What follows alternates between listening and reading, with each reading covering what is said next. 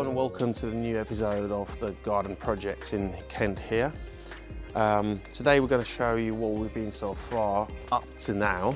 Quite a bit of the work's been done, quite a bit been finished. As you can see that the fencing is incomplete thanks to our partners in EnviroBuild. Obviously the customers chose lovely composite fencing with dual colour. As you can see also that all of the electrical work is also being installed, all the light fitting has been installed as well. Lovely finish, nice clean installation, no wiring exposed as you can see. Beautiful, beautiful product. Since we've installed two sides of the garden with this composite fencing as been planned to begin with, the customer saw the obvious difference between the new composite fence on two sides of the garden, and then I couldn't say ugly, but certainly not as good looking fence between themselves and the neighbours next door. No disrespect to them. They decided to have an additional section of the composite fence installed as well. So we've made the top order and that has been delivered a couple of days ago. So yesterday we finished installation on this side as well. As you will see now, the dry stack walling has been completed as well. So that's all ready to be showed around as well. Basically the planter has been ready. We're just waiting for the coping to go on top of it. Also, as another big job's been completed yesterday, we had the templating done for the worktop, for the kitchen worktop. You will see it here.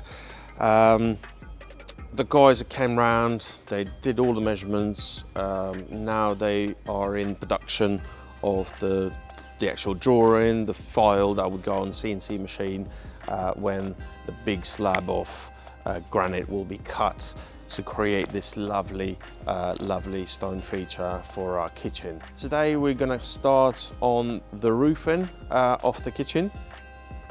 We are going to use big chunky timber to support the structure. We're not sure just yet, but highly likely we're going to be using artificial slate for the roofing itself. On a different matters, yesterday we had a conversation with the client and decided that indeed the kitchen will need some hot water supply as well. Not only the soft water from the house, but also that water needs to be heated. So as you heard from the previous videos, this garden kitchen has two incoming water mains. Basically one is actual Thames water, just a standard regular water that everybody use, and then we've got a branch off it that goes to feed the water feature. Also the second branch is actually used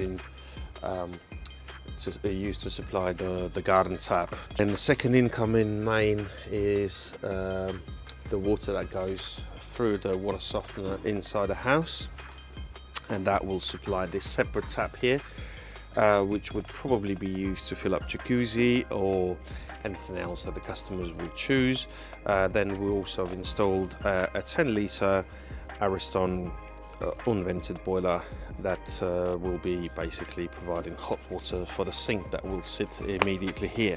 So then we've got a cold water supply for the sink, and then obviously once the worktop is finished and once the sink is installed, we will also be able to link up the hot water. As you can see, it's not entirely complete just yet because obviously the waste is not done, and the actual flooring, the actual paving is not installed just yet. So it is a bit awkward because the panel in here is already in place. This is where the double door is going to be, so there will be access to it, although not particularly comfortable. As you can see, the kitchen is nearly ready as well. So the main area here is done for the fridge. Then you're going to see the Kamado barbecue in that corner. Across the large section for the gas grill as well is ready. On the side here you can see that we've installed 3 sockets. These are all waterproof sockets. Obviously the mastic hasn't been complete just yet, and also there's a waterproof switch. This switch will operate the actual water feature. Also the water feature has a Wi-Fi module built in as well, so not only you would have to come round and use the physical switch, but you can also use your mobile phone, and through the Wi-Fi you can switch it on and off as well. In here you can see that this is all clean installation here, but actually, although there's no handles just yet, actually this panel is held by the magnets, and that's where the consumer unit is, mini consumer unit, where all the electrical switches are, so obviously for the sockets, for the lights, etc, etc.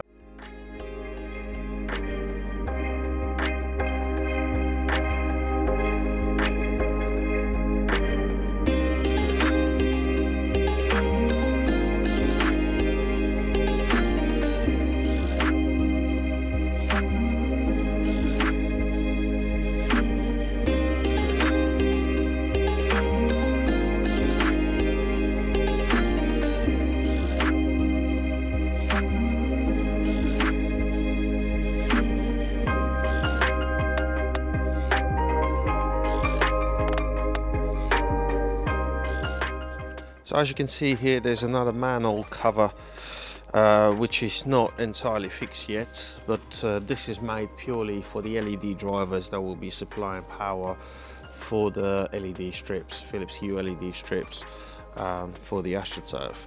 So this is where all the LED drivers and connections will be housed. We've made a drain there specifically in order for all the overflow water or the rainwater that potentially can seep through the gap here might enter the chamber, would actually collect and go out as the normal waste or the normal rainwater does.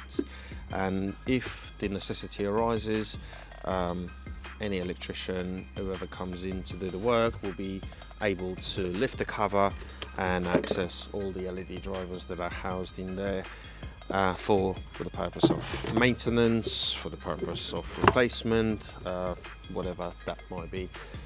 The fact that we've created this as a completely and specifically our own initiative, this is to show that we care. We also make life to other trades as easy as possible on the jobs like this. Here you can see my colleague is applying wood preserver that will help prolong life the pipes that will hold the roof structure. It also has a UV stabilizer.